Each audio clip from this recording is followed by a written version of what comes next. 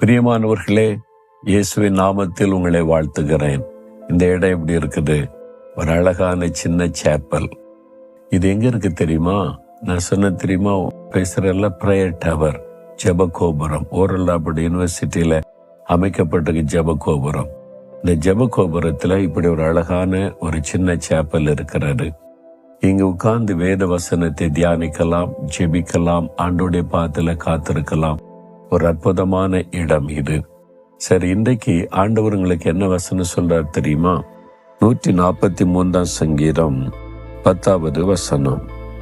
உம்முடைய நல்ல ஆவி என்னை செம்மையான வழியிலே நடத்துவாராக. நீரே என்னுடைய தேவன், உம்முடைய நல்ல ஆவி என்னை செம்மையான வழியிலே நடத்துவாராக. அதாவது பரிசுத்த ஆவியானவர் என்னோடு பேசி என்னை வழி நடத்துவாராக என்று ஒரு அழகான ஜெபத்தை தேவ மனிதர் செய்கிறார். இந்த ஜெபத்தில் ஒரு வார்த்தை எழுதப்பட்டிருக்கிறது, உங்களுக்கு பிரயோஜனமாயிருக்கும். A man prayed, ஒரு மனிதன் ஜெபிக்கிறான். And at first he thought that prayer was a talking.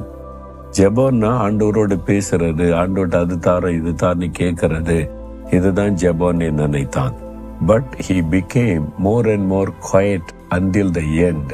He realized that prayer is listening. அதன் பிறகு தேவ சமூகத்துல காத்திருந்து பழகி கடைசியில் ஒன்று கண்டுபிடித்தான்.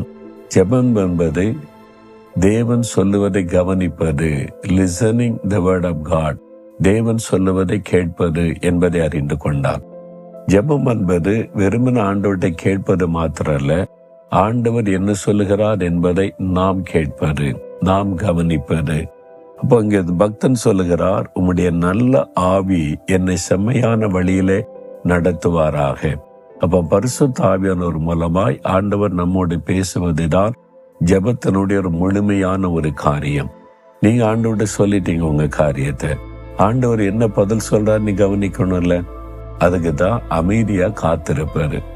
என் ஊழியத்தின் ஆரம்ப நாட்கள்ல நான் ரட்சிக்கப்பட்டு கத்தருக்குள்ள வந்த ஆரம்ப காலத்துல ஜெபிக்கணும்னு சொல்லி நானே போய் ஜெபம் பண்ணிக்கிட்டு இருப்பேன். எல்லாத்தையும் ஆண்டவர்கிட்ட சொல்லிக்கொண்டே இருப்பேன். அவ்வளவுதான். ஆண்டவர் என்ன சொல்லுகிறார் என்பதை கவனிக்காமலே வந்துருவேன்.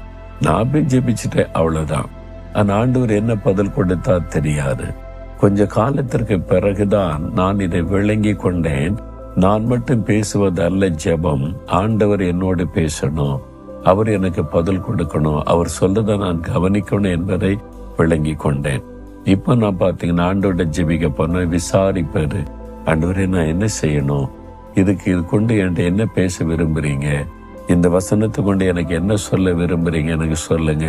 அப்படி காத்து இருக்கும் போது அப்போ ஆவியானவர் நம்முடைய ஆவியோடு இடைப்பட்டு பேசுவதை தெளிவாய் அறிய முடிந்தது.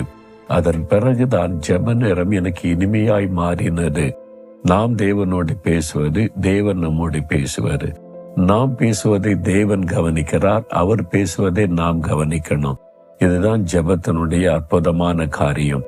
இதை நீங்க பழகிட்டீங்கன்னா நீங்க மனம் திறந்து ஆண்டவரோட பேச ஆரம்பிச்சிருவீங்க.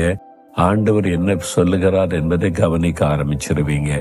உங்க வாழ்க்கையில இன்றைக்கு குழப்பத்தோடு இருக்கீங்க, என்ன பண்றேன்னு தெரியல, இந்த தேவைக்கு என்ன பண்ண, இந்த பிரச்சனைக்கு என்ன பண்ண, இந்த போராட்டத்துக்கு என்ன பண்ண, பிசினஸ்ல, குடும்பத்துல, வேலையில, எல்லாத்திலும் போராட்டம், என்ன பண்ணன்னு தெரியலன்னு இருக்கீங்கல்ல.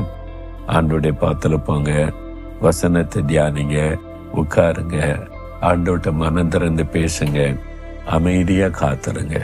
என்கிட்ட பேசுங்க ஆண்டவரே, என்ன அவர் பேசுகிறத நீங்க கேட்க முடியும்.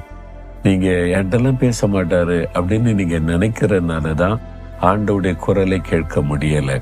அவர் யாரையுமே அற்பமா நினைக்க மாட்டார். உங்ககிட்ட நியாயம் பேசணும் அப்படின்லாம் சொல்ல மாட்டார். ரொம்ப அன்பான ஒரு ஆண்டவர் இயேசு கிறிஸ்து.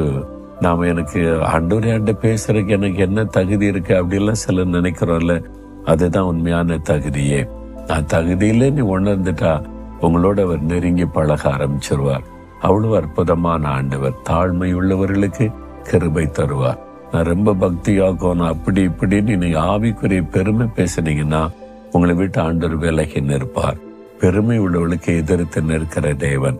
ஆண்டவரே எனக்கு என்ன தகுதி இருக்குது, நீர் எவ்வளவு பெரிய தேவன், என்கிட்டலாம் நீங்க பேசுவதற்கு நான் தகுதி உள்ளவன் அல்லன்னு உங்களை தாழ்த்திட்டா உங்களை நெருங்கி வந்து உங்களோட பேசுவார்.